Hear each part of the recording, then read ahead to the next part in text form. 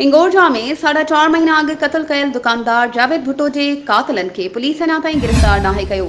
वासन पारां हिंगोरजा मां पैदल मार्च रवानो थी वियो आहे। एसएसपी खरपुर ऑफिस अॻियां धरणो हणंदा। इन हवाले सां वधीक तफ़सील ॾियण लाइ असां सां लाइन ते मौजूदु आहे हिंगोरजा खां सीएन न्यूज़ जो रिपोर्टर इंसाफ़ अली मंगणेजो। जी इंसाफ़, तफ़सीलनि खां आगाह कजो।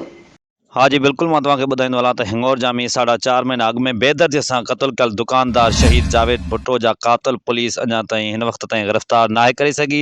वासन पारां काफ़ी भेरा एहतजाज कया ऐं हिकिड़ी कैंप 50 ॾींहंनि जी पंहिंजी दुकान ते जारी रखी हुई, त बि पुलिस पारां को बि रद्द अमल न निकितो। उन खां पोइ वासन पारां हिकिड़ो ऐलान कयो त पैदल मार्च करे एसएसपी खैरपुर ऑफिस अॻियां धरणो हणंदासीं, जेको कल्ह हिंगोरजा खां पैदल मार्च निकितो रवानो थियो आहे। शाह जे मशीन राणीपुर कुंभ में जेको आहे उहो राति तरसियो, उन खां पोइ जेको आहे सुबुह वरी रवानो थियो आहे एसएसपी खैरपुर ऑफिस तरफ़, जेको हिन वक़्तु कोट ॾेजी खां क्रॉस करे कोट बंगलो तरफ़ पहुतो आहे, जेके अॼु शाम ताईं एसएसपी खैरपुर ऑफिस तरफ़ पहुची वेंदा।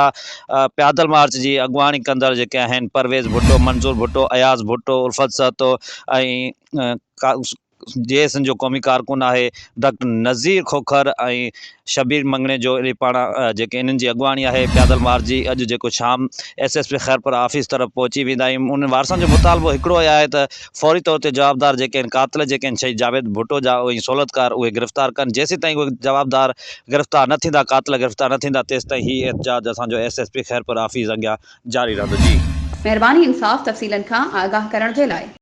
वधीक ख़बरूं ऐं अपडेट्स जे लाइ असांजे चैनल खे सब्सक्राइब कयो ऐं हा, बेल आइकन खे प्रेस करणु न विसारिजो त जीअं असांजी हर नई अचण वारी वीडियो तव्हां ताईं पहुचे।